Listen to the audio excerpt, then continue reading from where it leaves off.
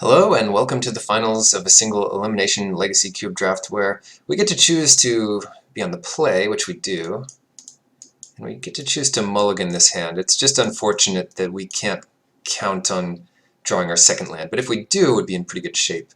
So only one thing has to go right, but less than half of our draws do it for us. So that's a mulligan. Now, same situation here, except we can keep because we do get a look at the top card.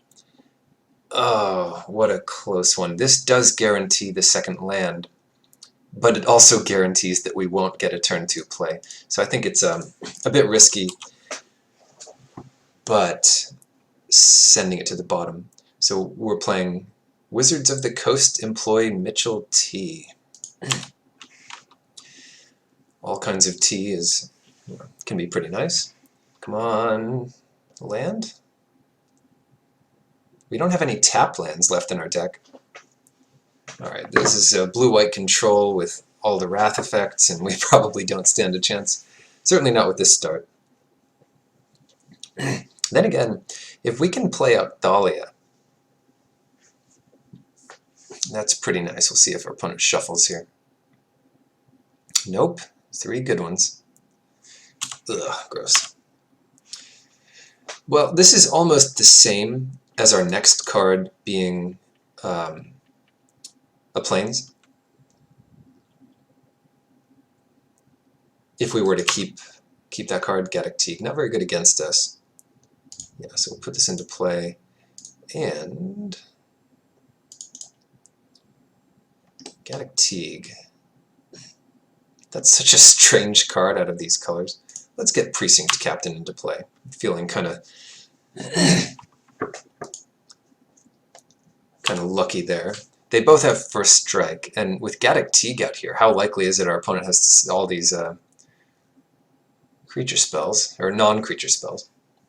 Yeah, Mana War, so it didn't really matter. Take our hit. Mitchell T, I wonder who that is. Oh, Sin Collector? Just cuz. See what our opponent's dealing with.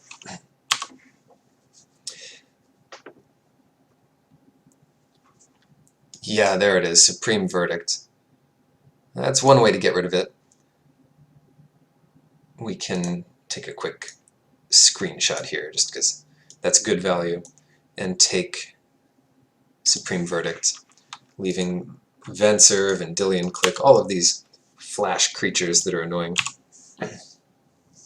I'll trade the Collector with any creature we see. Temple's out. Don't know what they drew. And they don't have mana for Vendilion Click, but they do have mana for end step Forbidden Alchemy. And they don't need to do that now because,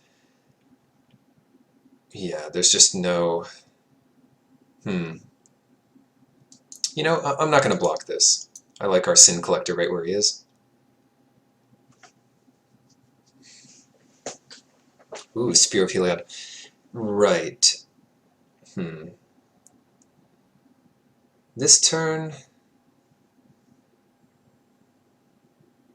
I like Precinct Captain. Our opponent knows about it, and I'd love to go next turn on Offenza into Thalia if we draw land. Is it worth attacking? No, I still think not. Opponent has the... Ooh, they didn't play Forbidden Alchemy. How strange. They knew what was coming up next, so I guess they just want to draw it naturally. And Vendilion Click could come out here. Targeting us, I mean, I don't really mind them taking anything, because it draws us closer to a land, and we have redundant 2-drops here. I only really want 2-2-drops, so they might take Spear, because it just makes our whole army superior. Superior. Oh, that was some B- stuff right there. So they're dealing in spells. They want to put Thalia on the bottom of our library. That's fine, I suppose.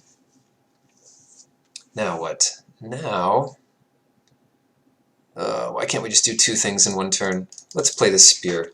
The Spear lets us attack with Precinct Captain, and if they commit a lot to it, they can kill it. I don't like the sound of that, actually. I'm going to leave it back. They could trade it for like a Mutavault and a Man of War. Or like a Mutavault or a Man of War, like their choice. Our choice, but that's just not good enough. Come on, draw land, please. Land, please. Yes, we did it. We drew a land on Offensive. Yeah, let's... Doesn't really matter the order here, does it?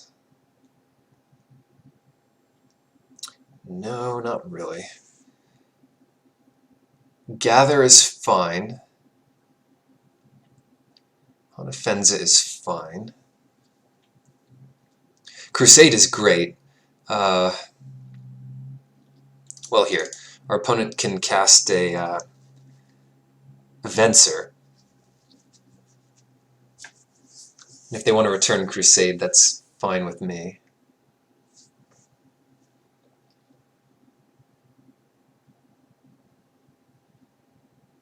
Oh, I still can't attack here. What if our opponent... They could return Spear of Heliod. And if they do that in combat, then we have the same trade. Precinct Captain for a 2/2. On attack, so we'll have to wait a turn. Alright. So are we going to fall for it? This guy's too wily, so I think we're not going to win this battle. Gaddock T got bigger too. Isn't that something? Alright, this is just 2 3/3s, which is better than less. Yeah, and I can't attack this turn. So we'll take our hits in the air for as long as we can. And if our opponent doesn't, if they do bounce something, we get to replay it next turn. If they don't bounce it, yeah, I mean, Venser's going to get something juicy. Sure, Precinct Captain. I'm not even sure that was necessary, but it did happen, so there we have it.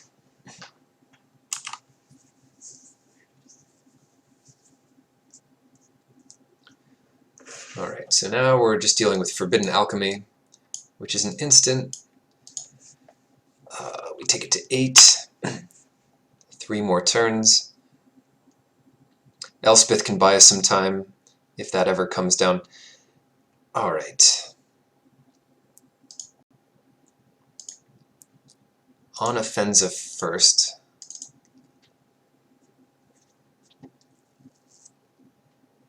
And then if we stack our triggers right, we can put a counter on Sin Collector.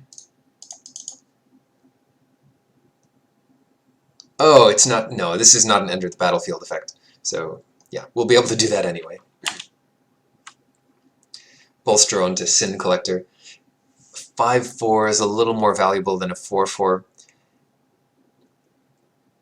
In this case, maybe it's not too much more valuable.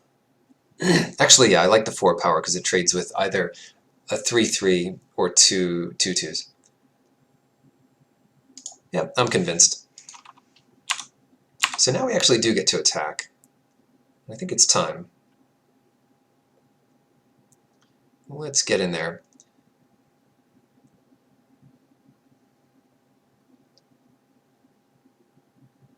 Yeah, our snake will be a 2/2. Because it is not a white snake, it is a black snake.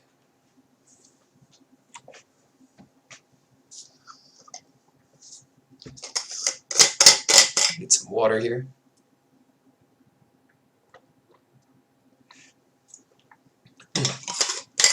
Well, surprisingly, we're holding our own a little bit after our slow start, and that's kind of the power of this deck.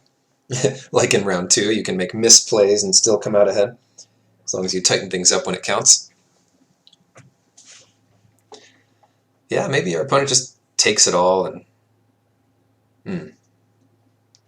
Which one do I want to kill? It doesn't matter to me.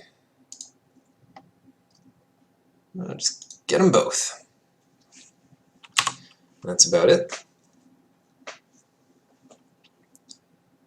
Oh no. Well, I expect this is forbidden alchemy, and I'm just a little confused why this didn't happen earlier. It's not like we had Dahlia in play. I said it might have been because of the scry to the top, but even then...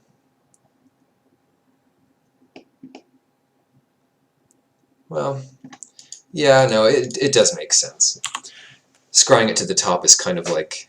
It's just a wasted scry if you're looking through the top four and you know you want that card. So it makes sense. I take it back. Ooh, Shardless Agent. So, Soulfire Grandmaster, the card we passed, will be used against us. The real reason we're in this game is because we caught a Supreme Verdict with Sin Collector. These are on the bottom. Alright, we're at 5. We're at 5. Opponent has no cards in hand. Oh my good godness. Dictate of Heliod. Heliod being the god here. Now, what happens if our opponent just lets 3 creatures through? They lose, right? I mean, they have to block stuff.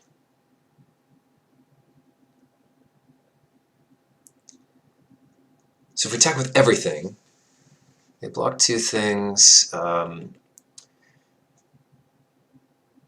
They have enough to kill us on the crackback. So what we need to do... Now, if they block 3 things, then 3 of their creatures die, right? So then they have 6 they can attack back with. As long as a Theomancer lives, we get a snake back. Yeah, I'm convinced. Let us attack with everything. And if this goes well, we win. And if it doesn't go well, we don't lose. And that sounds pretty good to me.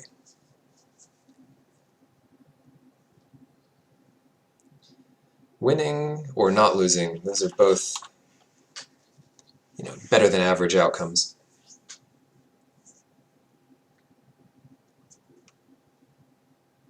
These are all 3 of our Anthem effects. And this one is just insane. The fact that it has Flash... Like, imagine this card is just a 4-mana Flash. Creatures you control get +2/+2 until end of turn. That's a pretty solid card. For 1 more mana, you get it for the rest of the game. Okay. Alright, alright. 6, 7, 8, 9, 10, 11. And we die in the crackback. So, what we have to do here is play Elspeth Tyrell. Right, we won't have a blocker for Gaddock Teague because... No, a Theomancer won't die this way. Let me think, let me think... No, we still die to Mutavault, don't we? So I think we have to let this happen. And if we let this happen, we can play Elspeth Tyrell and minus and get a bunch of soldiers and hope we don't die to Vendilion Click. That seems about right to me. Main phase. Wait, what? Oh, you gotta be kidding me. We can't play Elspeth Tyrell because Gaddock Teague lives. We couldn't even play Dictate of Heliod there, so it didn't matter. That's unfortunate. I think we should have left 1 blocker back. So, what's it gonna be, opponent? Activate Mutavault and attack for the win, or mess up somehow?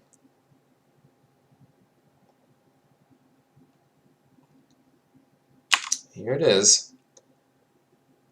Close, close, close game.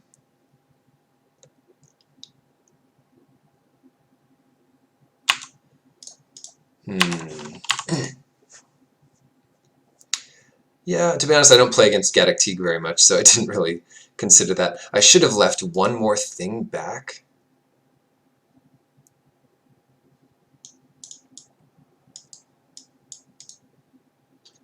Oh well. Karmic Guide, how good is that going to be? It might be good. There's some wrath effects on our opponent's side of the field. Spellskite could be good. I'd like to see another game before putting it in though, so let's run it like this. And we get to be on the play again, hopefully not have to mulligan. Our last opponent said they were streaming. I couldn't find their stream, so who knows, maybe the name was different than it said at first. Yeah, this hand is much better. It needs another white mana and black mana eventually, but we do have many fetches, and we do have the double human opening. Not as scary as the double Phoenix opening from from round 1 or whatever, but it's still something. Oh, turn 1 Ponder. So good.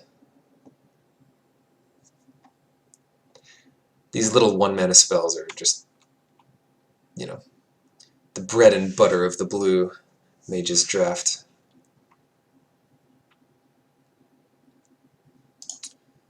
Alright, let's get in there for a little bit of damage.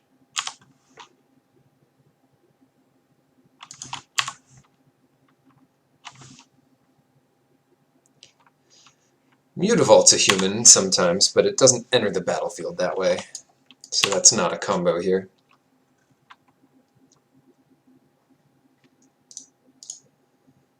At least we get a little value. Attack for 6.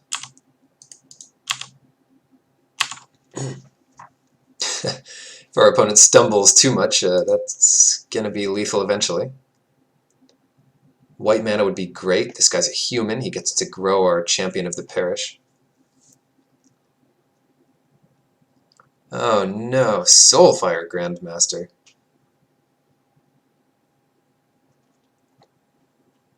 Probably Brainstorm or something.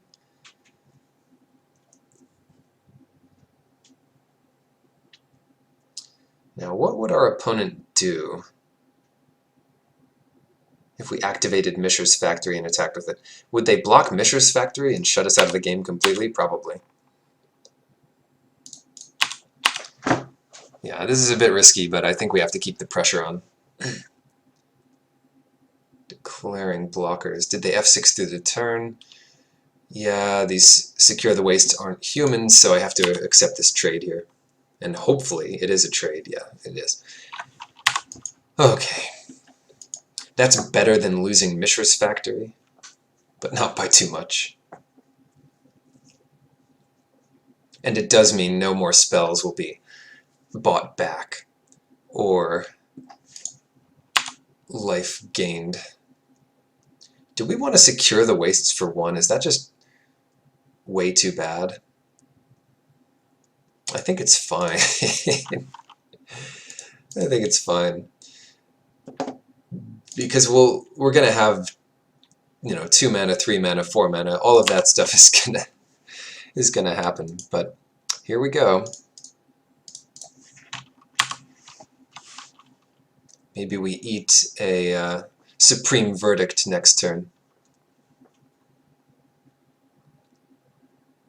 I said this was a much better opening, but I kind of expected to draw some lands. We're not playing so many lands, but we're playing more than it seems. More than this opening suggests. You know, 16 is a decent number for this deck. Now, what's coming down? Venser to bounce Soldier and eat the other Soldier. Yeah. Oh, I didn't expect that, actually.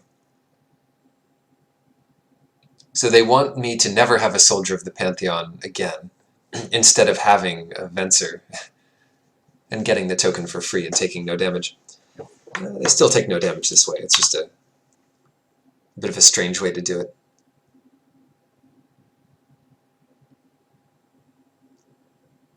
I mean, it's going to work out.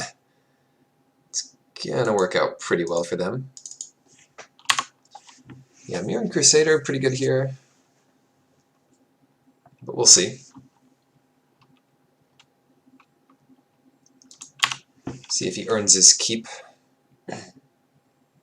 Drawing land was just the best right there.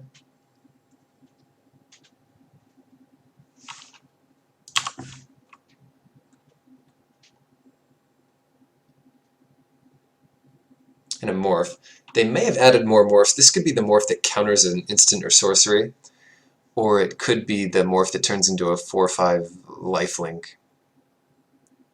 Or, it's not exactly lifelink. I think it's when it gains life, when it does damage, you gain that much life, which doesn't happen as fast as the lifelink.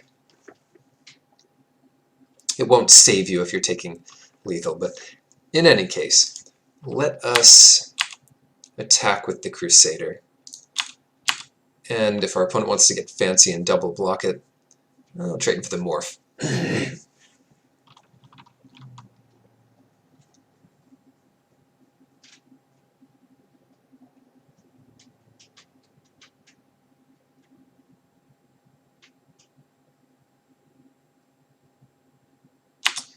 Okay. Just chump blocking then.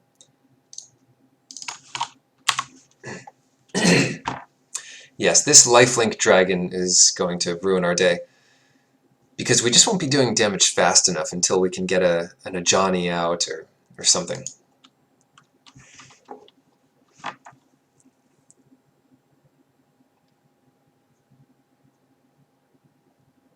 That will take this whole turn. I mean, it does cost 4, so they only have 1 or 2 mana left over.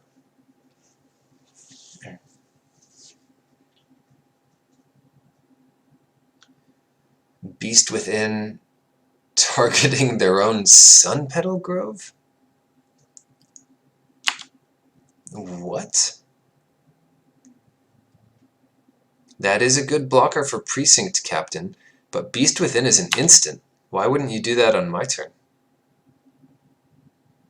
It also happens to be green, so the Mirren Crusader comes in quite nicely. Shuts that down. Shuts that nonsense down.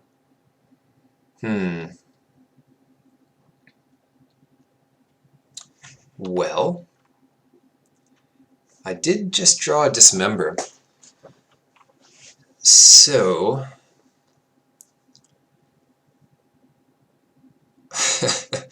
so, what does that mean? That means I could kill the morph, or I could kill the beast here and attack for 6. And then what can our opponent do? Oh, if the morph is what I think it is, it'll just counter the Dismember, and that'll be the worst thing ever. So I am going to play this a little more cautiously. They sacrificed their own Sun Petal Grove, so it can't be the lifelink morph. It's got to be the counterspell morph. And Dismember becomes horrendous. Alright, take 4. Oh yes, please block with this morph. Oh, please. Alright, then the coast is clear to Dismember the beast. And we can do that next turn. Anuk Survivalist.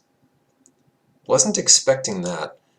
I guess the Beast Within was a misclick and they meant to kill, I don't know, this is one of our things. Who knows which one? We can bring out Seeker of the Way, and next turn Dismember gets a bit better.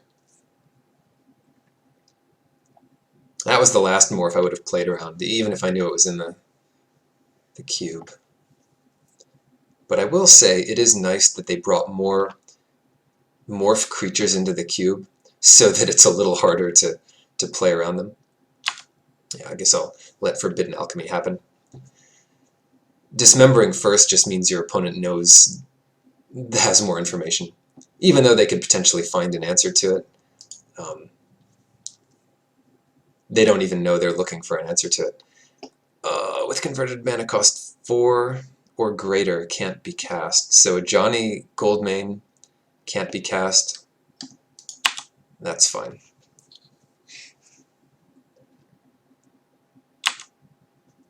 That's just fine. Ooh, Godless Shrine. So what we can do here, they don't have double white still, so no Supreme Verdict, but it might be prudent to cast Sin Collector this turn in any case. First things first, though, I want to dismember the beast. Pay the life? Yes. Because Precinct Captain is now a total boss and can attack through Gaddock Teague. And hopefully that means this game is on lockdown. Not quite a lethal attack here, but it puts the hurt on our opponent.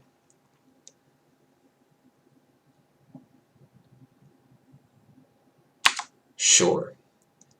That denies us our soldier.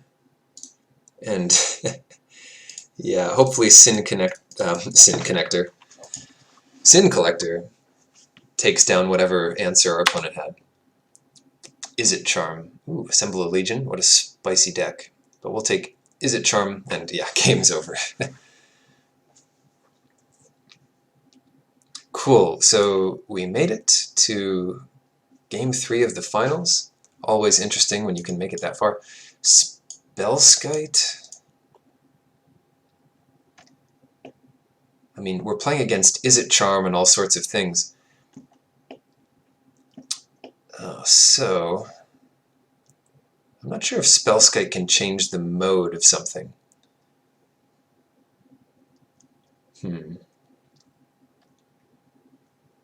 Dismember, Grafted War Gear. I'm going to take out Grafted War Gear. Our opponent has that morph that kills it. Maybe it's right to take out Spellskite for that reason as well. But the morph that kills it means that the creature will die as well. And Spellskite can protect us from all sorts of things. So yeah, I like this change.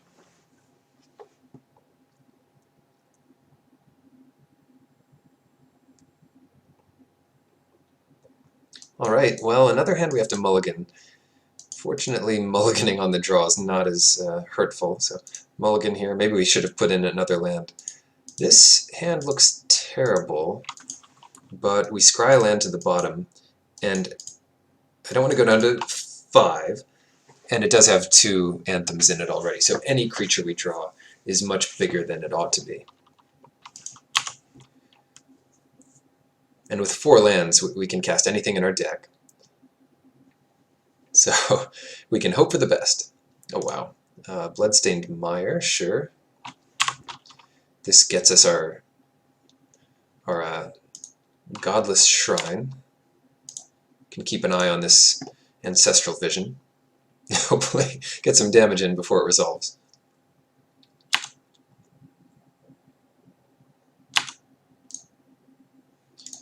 Yeah, so no to the 2 life. Yes to the Crusade. No to the land that we drew.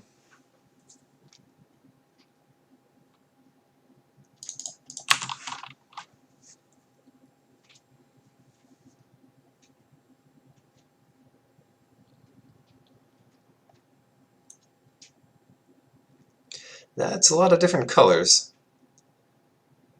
Maybe our opponent's playing Bring to Light. No, it just looks like value cube creatures. Leonin Relic Warder doesn't do it, and I definitely want to play a spell. 2 damage to target opponent. Yeah, so good thing we have Crusade out. It means Relic Warden survives this assault. And no, we're not going to use this ability because that would make things a little worse for us.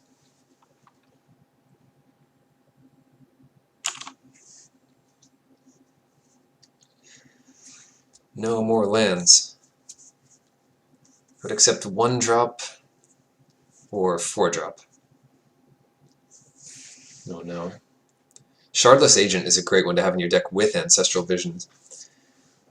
Because if it hits this converted mana cost is 0, so it just casts it automatically. But Ponder's fine too. 3 for 3 and Ponder this match.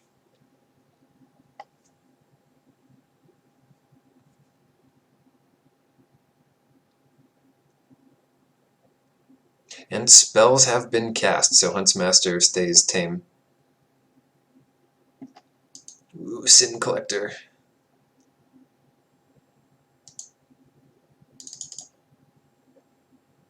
To attack with the Relic Warden? I think we would, but we'd have to play the Spear first. So let's see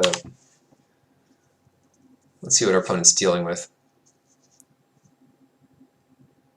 Killing the Relic Warder? Sure. Oh, well, of course they used Incinerate to get it out of their hands. Imperial Recruiter and Plains. These are the colors of some combo. So maybe they'll assemble it this turn. Or maybe they'll pass the turn and shoot down the Sin Collector with their Werewolf.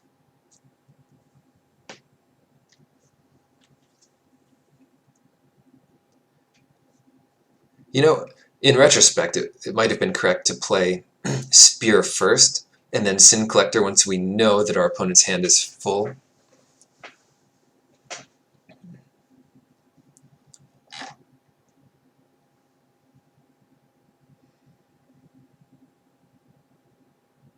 Is it Charm? Well, that's another way to get Sin Collector.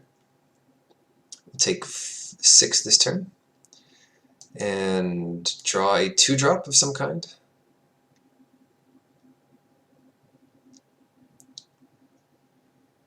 What's that human spell? Call to Arms or... Ooh, Dahlia's okay. So sequencing, cast her second. And now we have a giant first strike blocker that's a 3-2 reliably. This morph is the morph we know about is the one that kills Spear of Heliod. And Crusade for that matter. Not both, just one or the other. Yep, here it is. Take that Spear. Now, the Thalia is still big enough to block anything. But it's not big enough to block the Huntsmaster when he flips. And when it flips, which it won't because our opponent is playing a spell, when it flips it gets to kill Thalia, and that's just quite annoying. So what creature are we getting with the Recruiter? Kiki-Jiki? Can't cast it over there. Oh. The Vastwood Seer.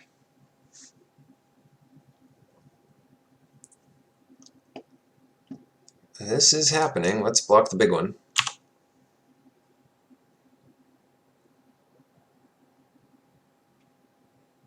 A Theomancer, just in time. Of course, it's small stuff now, but better than nothing, I would say. I like Thalia back on defense. We are the aggressive deck, but we're not in an aggressive stance. Very little hope for this game.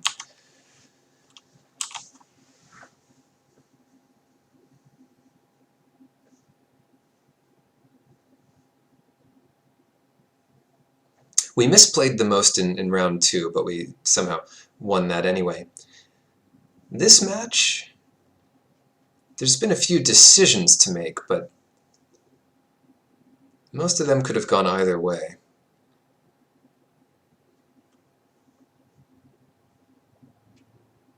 So I'm not too unhappy with our play. It's just sort of the luck of the draw here.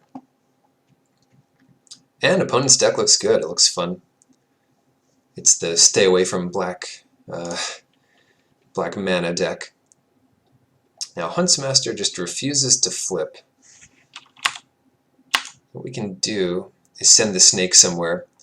Send him off to find Nissa. Because there's always more snakes.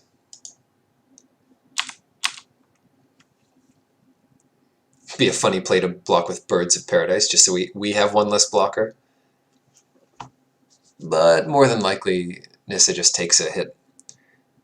Or it trades for the Recruiter. Yeah.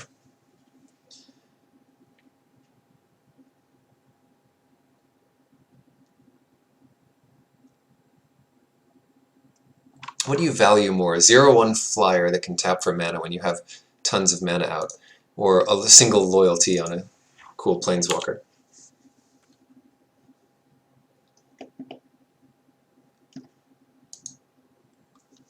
Gotta get that Ashaya into play. This is such a cool card. Anyway. Planes into the battlefield.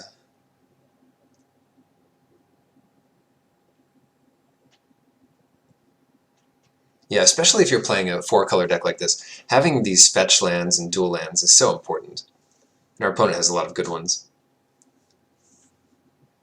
And we just have a whole lot of nothing. A lot of lands, a lot of stuff in our graveyard. And a 1 dead Thalia.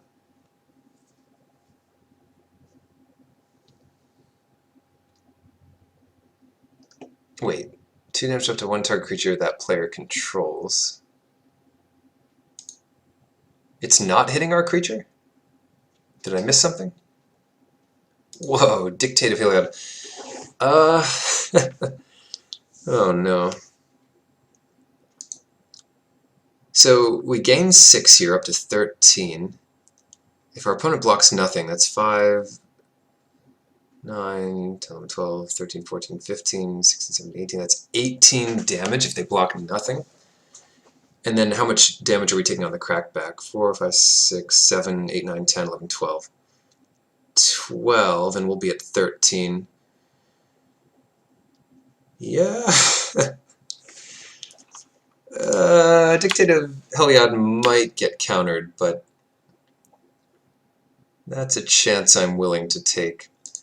Let's send this at Nisa and the rest at our lovely opponent here. Now, if a Feomancer gets blocked by, like, Ravager of the Fells, I think that's okay. I think I'm okay with that.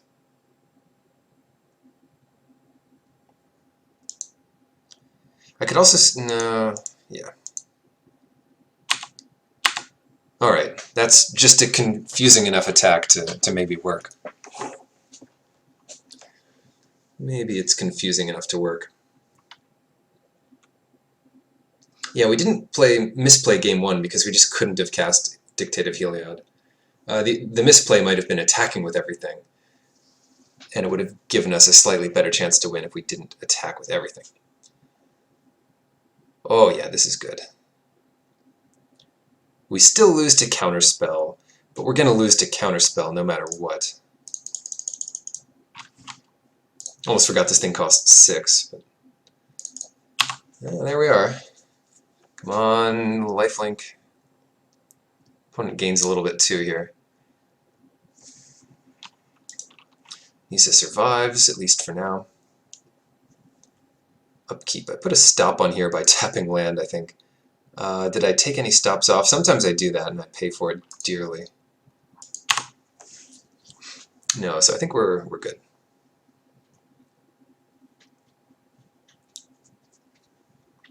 Alright, we'll take a little hit here. An opponent can reinforce themselves with Nisa, or they could cast Supreme Verdict. Oh, come on. It looks like the mana for Supreme Verdict. Just one more. And then put something into play with Nisa. Most people know this card as Nissa. But when it first came out, I said Nisa. And yeah, there's the Supreme Verdict. And I've been convinced to keep calling her that. So,